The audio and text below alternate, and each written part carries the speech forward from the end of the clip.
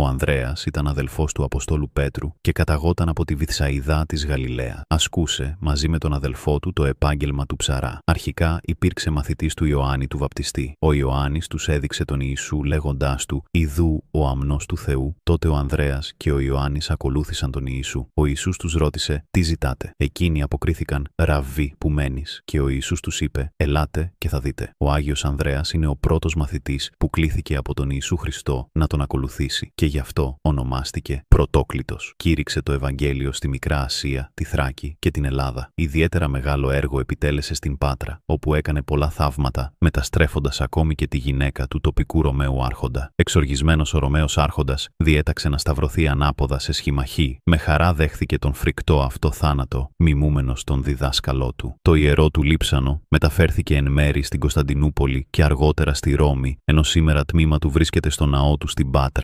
Ως των Αποστόλων πρωτόκλητος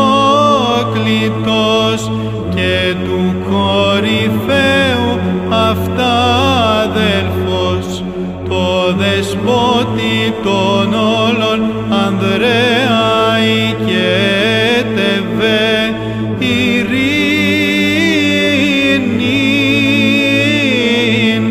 τη οικουμένη δωρήσαστε